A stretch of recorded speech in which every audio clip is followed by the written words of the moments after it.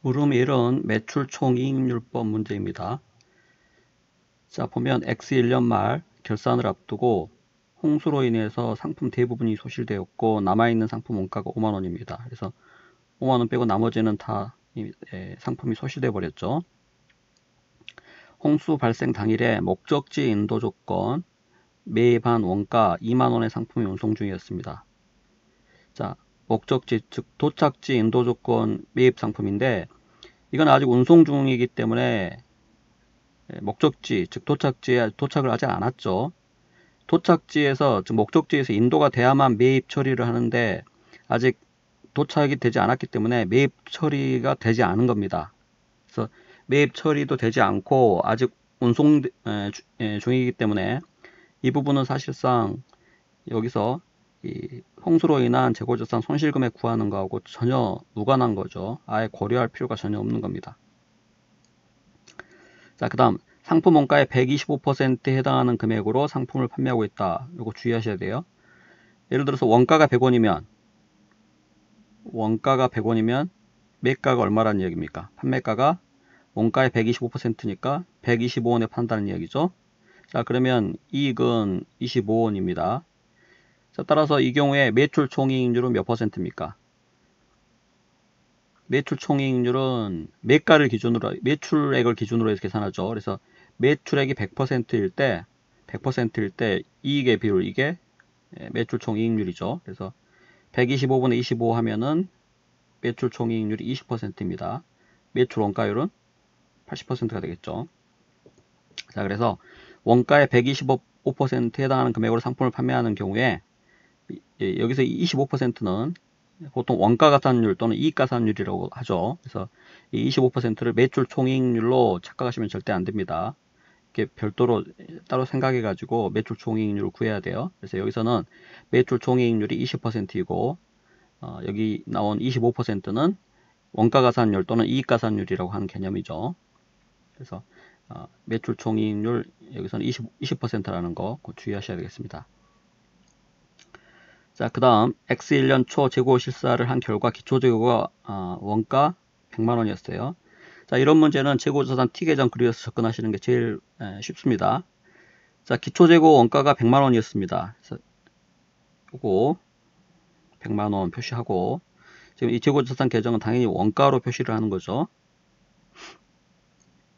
재고자산 금액은 보통 원가로 기록되니까 그래서 기초재고자산 원가 금액 100만원이고 그 다음에 매출액 매가죠.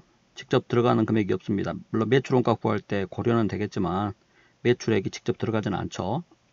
자, 두 번째 매입액 82만원이죠. 그래서 차변에 82만원 기입합니다. 매출 에누리아 환입 이것도 직접 들어가는 건 아니죠. 자, 그 다음 매출 관련 판매 수수료 이거는 판매비입니다. 그래서 재고자산 계정에 포함될 성격이 아니고 세 번째 매입 에누리아 환출 이거는 매입액의 차감 항목이죠. 그래서 차변에 매입 에누리아 환출을 차변 항목에서 차감합니다. 자, 그래서 차변 항목을 다 계산하면 180만원이죠. 180만원. 자, 대변에는 매출 원가하고 기말재고자산 원가가 기록될 텐데 자, 아까 매출 원가율 80%, 매출 총이익률 20% 파악했기 때문에 매출액만 알면 매출 원가 알 수 있겠죠. 그래서 총 매출액이 210만원인데 매출 에누리아 환입 10만원이 있기 때문에 차감하면 순 매출액은 200만원이죠. 순 매출액 200만원.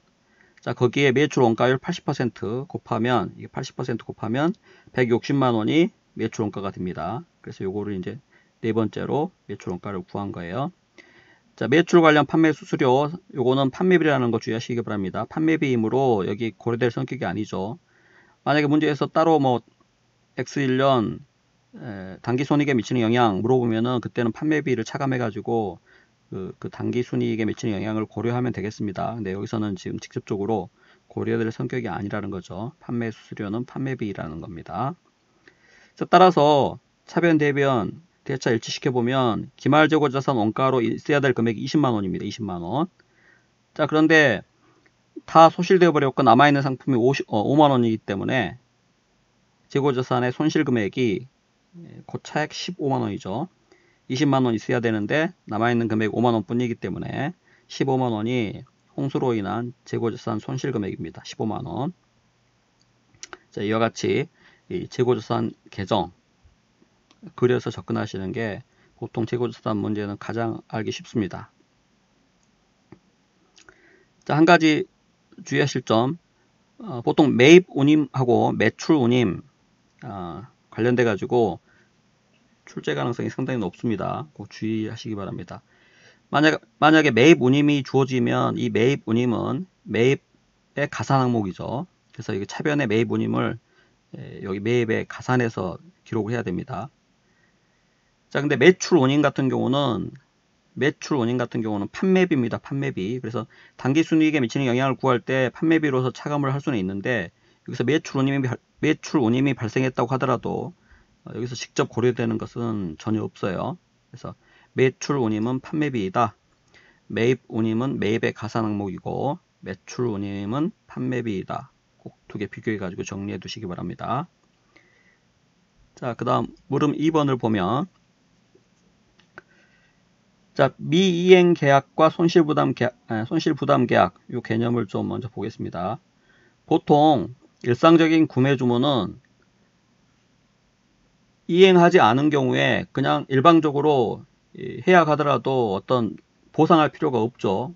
그런 경우가 대부분입니다. 그래서 일상적인 구매 주문은 납품하지 않은 경우에 우리 좀 사정이 생겨가지고 납품하지 말아달라 이렇게 하면은 상대방에서 보통 오케이 하는 경우가 많죠. 특별한 어떤 대가를 지불하지 않고 보상하지 않고 그냥 일방적으로 해지할 수가 있습니다. 해약할 수가. 자, 그런 경우를 미이행 계약이라고 하죠. 그래서 이행하지 않은 부분에 대해서는 대가를 지급할 필요가 없는 그런 계약입니다. 그래서 전혀 손실을 부담할 필요가 없다는 거죠. 해지하더라도. 그래서 이런 미이행 계약 관련해서는 충당부채를 인식하지 않습니다. 일방적으로 해지하더라도 어떤 부담이 없기 때문에, 보상을 할 필요가 없기 때문에. 자, 그러나 보통 확정계약 같은 경우에는 이거는 손실을 부담하더라도 반드시 이행을 해야 되는 그런 계약이 있을 수가 있죠. 그런 계약을 손실부담 계약이라고 합니다. 손실부담 계약. 그래서 손실을 부담하더라도 반드시 이행해야 되는 그런 계약이 있는데, 이런 손실부담 계약 같은 경우에는 충당부채를 인식을 합니다. 손실이 예상되면 그 관련된 현재 의무와 관련돼 가지고 그 의무를 이행하는 것과 관련해 가지고 예상되는 손실 금액을 손실 충당부채로 인식을 해야 된다는 것이죠. 자, 그래서 물음 2번 같은 경우는 이제 확정계약을 체결했습니다. 확정계약을 체결했는데 300개의 재고자산을 개당 450원으로 판매하기로 계약을 체결했다는 거죠. 그래서 반드시 이행해야 되는 확정계약입니다. 자, 그런데 아직 이행하지 않았는데 기말 재고로 100개를 갖고 있어요.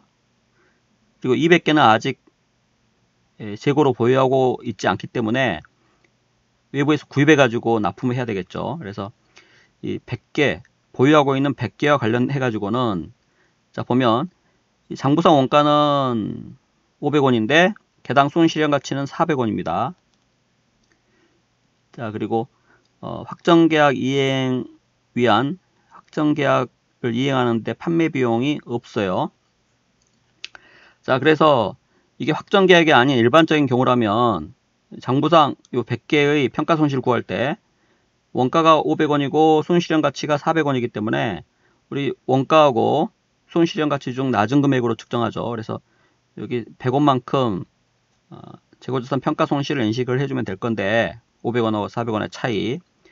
자, 근데 이건 일상적인 그런 부분이 아니고 확정계약을 체결했기 때문에, 자, 확정계약 관련된 손실형 가능 가치는 어떻게 됩니까? 손실형 가능 가치는 계약 판매 가격 마이너스 추가 완성가 마이너스 판매비죠.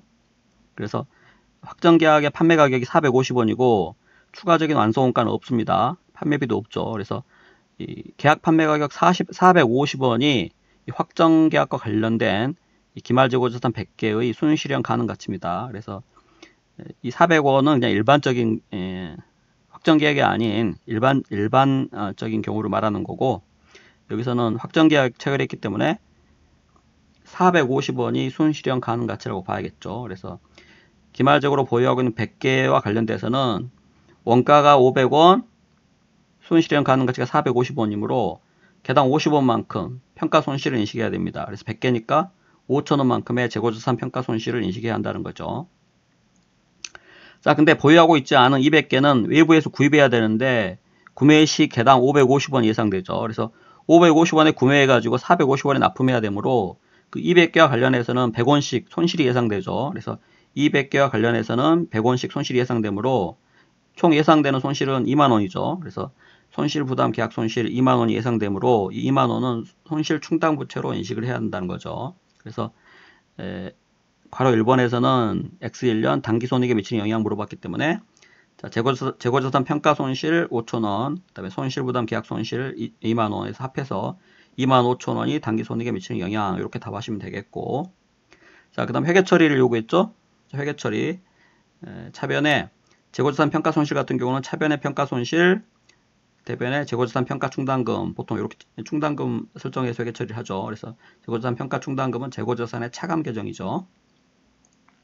자, 그 다음에 손실 부담 계약 손실은 차변에 2만원 이렇게 회계 처리를 하고 대변의 손실 충당부채 2만원 이렇게 회계 처리를 하면 되겠습니다.